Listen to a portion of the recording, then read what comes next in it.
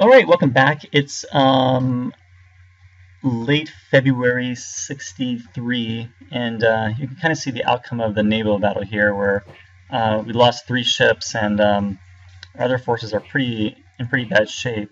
Uh, we do have 3 armored frigates here, and of course the CSS Tennessee, which we had captured, and that faces about 5 or 6 ironclads and a cottonclad. What I'm going to do is I'm basically going to retreat, even though we have do have more power. I think they brought in some coastal artillery here, possibly, or at least some additional batteries. So we're probably going to get bombarded. I am going to try to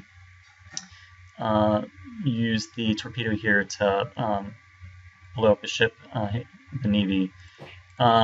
Meanwhile, the fleet that was rebuilding in Pensacola that had been blockading over in Texas will meet up with Farragut, who is going to head this way, who's going to meet up with Worden's fleet. So it's kind of like 3 moving pieces to try to bring them together with the main objective to get back to the harbor in Pensacola.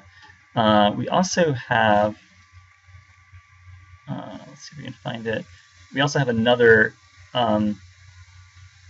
small fleet on the way with some reinforcements, as you can see here. So we'll have them to evade, and so in theory they'll make it. And here's how it looks. In Alabama. I'm just gonna try to continue to hold this line here. We have it's about what I think about a division and a half. Our partisan unit will resupply, and Wallace's Corps will gain control of the railroad here in Alabama. Up further north, I'm going to begin to send Sheridan 1 region south, try to get a better view of what is down there, because they have kind of better visibility down here. And I'm going to send Foster to the east to take control of this area.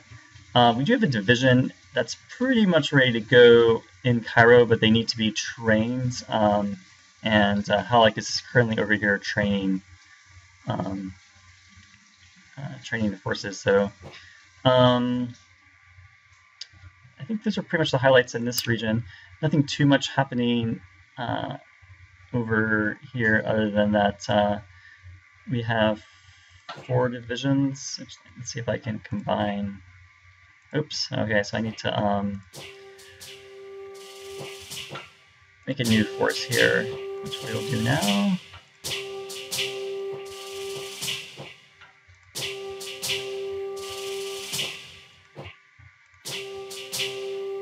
Okay, so it's an all infantry force.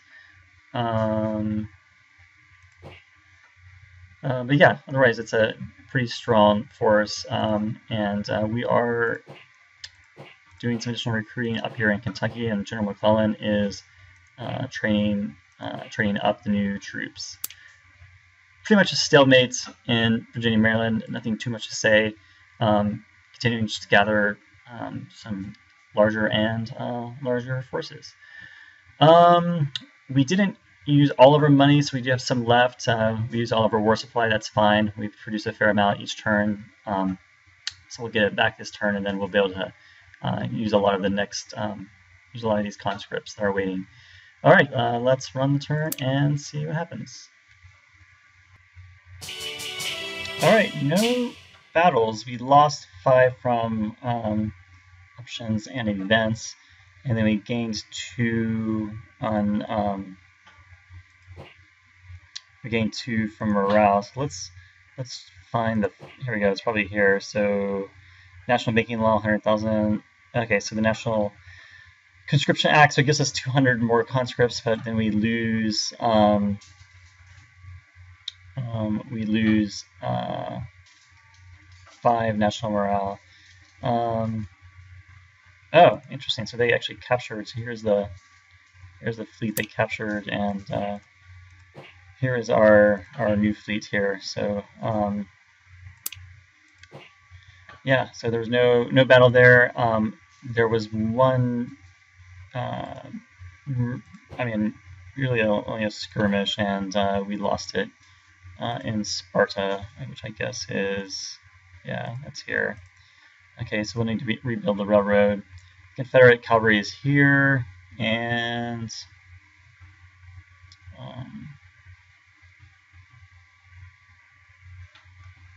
yeah, not over here. So fortunately, we can't really see what's here, but you can pretty much guess that they are digging in. Let's see. So Sheridan is Sheridan is 2 days away. So he'll arrive in 2 days. What I think I'll probably do is bring this division down with the fleet and drop it off here to reinforce. Kearney has pontoons, so we can bring some pontoons down. Our fleet's pretty large, as you can see, at 2,400 power. And didn't really see anything happen in Virginia or Maryland at all. I want to quickly check on their morale, which is 140. And our sea mine was unsuccessful. Okay, all right, that's pretty much it for this turn. All right, see you next time.